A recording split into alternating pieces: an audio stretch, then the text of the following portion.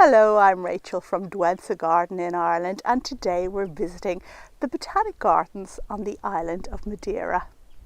Now, Madeira is a Portuguese island off the coast of Africa. It enjoys a balmy climate and you can grow a wide range of plants there.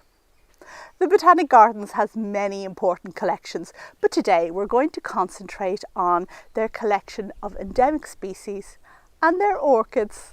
So, let's get on with the video.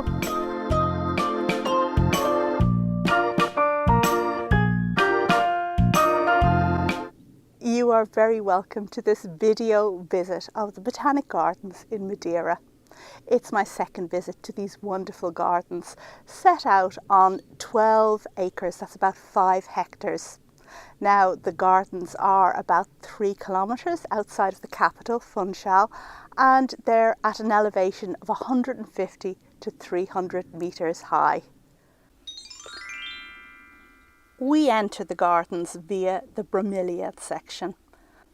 I think if I gardened in this part of the world, I'd grow a lot of bromeliads outdoors as well. Plants grow so well here as a result of Madeira's subtropical climate with hot summers and very mild winters, usually with year-round sunshine. In winter there are frequent rain showers. We're visiting in December on a dull, windy day, so expect some rain.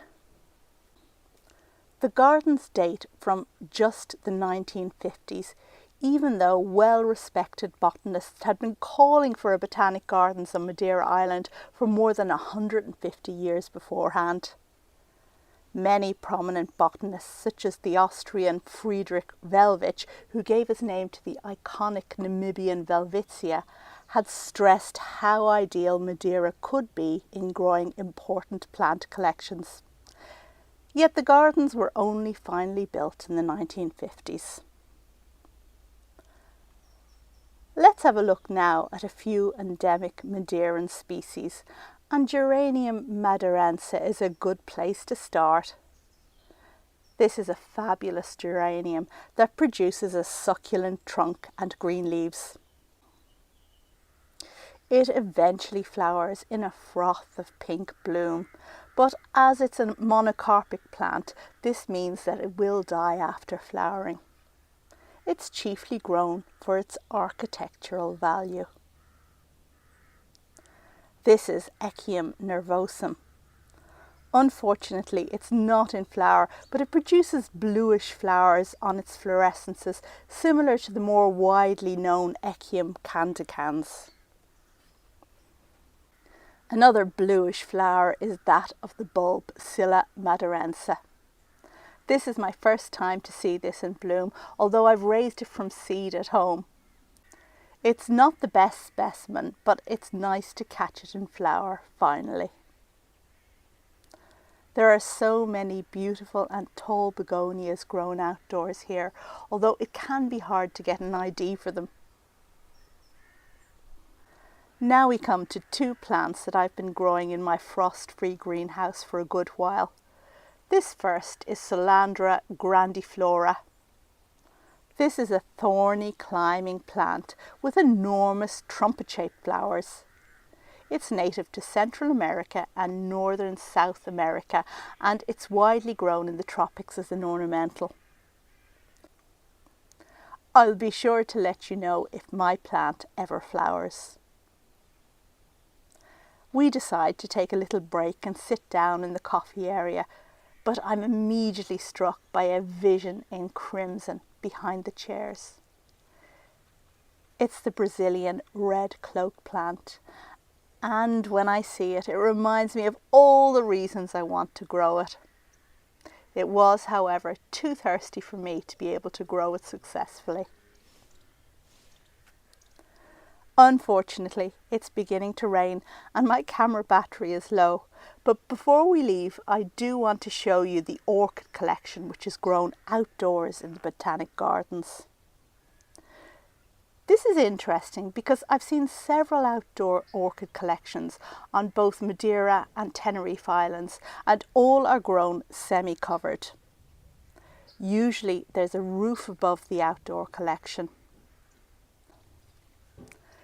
You'll recall, of course, the beautiful Cymbidium collection at the Monty garden here in Madeira, and several other notable examples.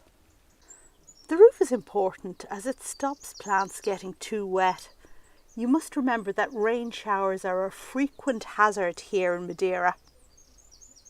However, here at the Botanic Gardens, although sited in a sheltered position, there is no cover. There are numerous orange epidendrums in bloom today. Perhaps one of the easiest plants in the Cattleya alliance, the tall spikes of these epidendrums generally need no staking and bob around in the breeze. Some of them are labelled Epidendrum X O'Brienianum. I thought that this was a very exotic species name until I realised that it's actually derived from the name O'Brien. There are also hybrid Cattleyas here, although some look a bit weathered.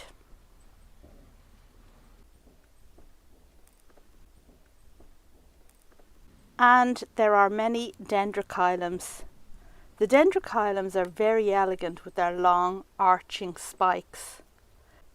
They belong to the Coelogeny alliance, not the Dendrobium alliance, which you might mistakenly guess.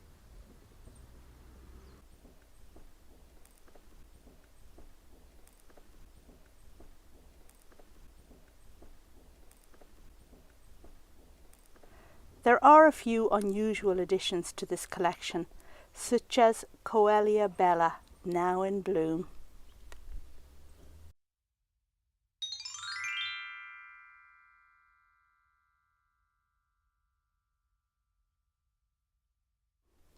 There is one fabulous blooming orchid that really stands out from this collection with its insanely delicate flowers.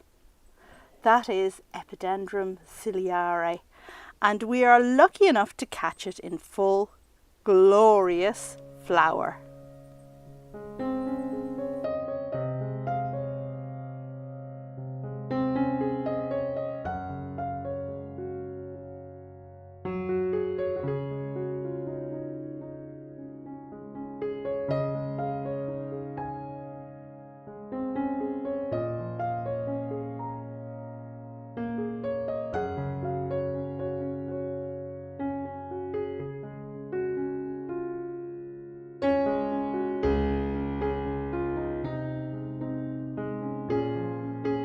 We have now come to the end of this video visit to the Botanic Gardens in Madeira, which I hope you really enjoyed.